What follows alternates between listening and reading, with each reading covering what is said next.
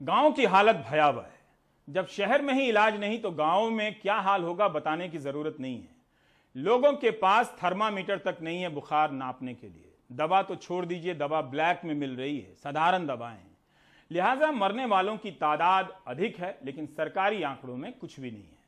हमारे सहयोगी सौरभ रोहतक एक गांव में गए जहां सरकारी आंकड़ों के अनुसार कुछ दिनों के भीतर 18 लोग मर गए, लेकिन सरपंच के अनुसार उसी दौरान 40 लोग मर गए। रोहतक के टिटौली गांव में रहने वाले 42 साल के किसान धर्मेंद्र सिंह हमें अपनी आप बीती बताते हुए फूट फूट कर रोने लगते हैं। उनके 2 जवान भाइयों की पिछले एक हफ्ते में कोरोना से मौत हो चुकी है। एक की उम्र 32 साल थी और एक की 36 साल। शुरू में दोनों को कई दिन तक बुखार रहा। जब सांस लेने में तकलीफ हुई तो कई दिनों तक अस्पतालों में बेड नहीं मिला, और जब बेड मिला तब बहुत देर हो चुकी थी।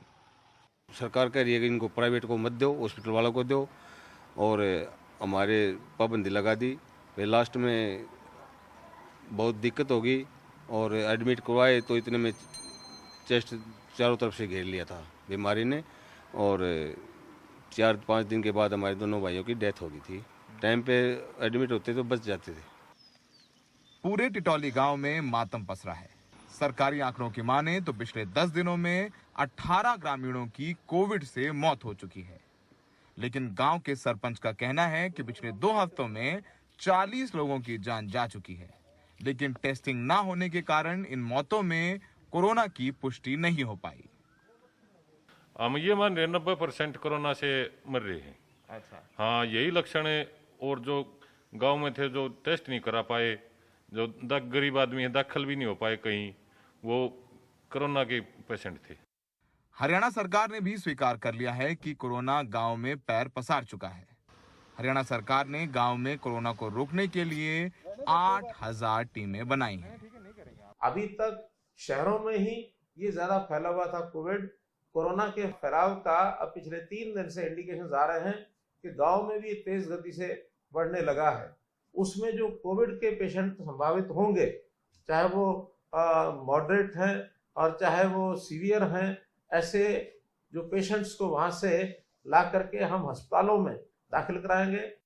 भले ही हरियाणा के मुख्यमंत्री कह रहे हैं कि तैयारी पूरी है, लेकिन टिटौली गांव के सरकारी स्कूल में बनाए जा रहे अस्थायी कोविड अस्पताल का हाल देखिए। सिर्फ पलंग पर गद्दे डाल दिए गए हैं, ना ऑक्सीजन है और ना डॉक्टर। हर रोज ग्रामीणों को आश्वासन दिया जाता है कि इसे जल्द शुरू किया जाएगा। हरियाणा के गांव की जिन गलियों में रौनक रहती थी, वहां पर देखेंगे कि सन्नाटा पसरा हुआ है। घरों में मातम है। हर घर में किसी न किसी को बुखार आ रहा है। हर रोज लोगों की मौतें हो रही हैं। कुछ की पुष्टि हो गई कोरोना की, कुछ कह रहे हैं कि रहस्यमयी बुखार आया और फिर जान निकल गई। फिलहाल टेस्टिंग ना के बराबर है, वैक्सीनेशन हो नहीं रहा। देश के गांव को प्रशासन ने राम भरोसे छोड़ रखा है। रोहतक के टिटौली गांव से सहयोगी शशिकांत झा और राहुल के साथ सौरभ शुक्ला, एनडीटीवी इंडिया।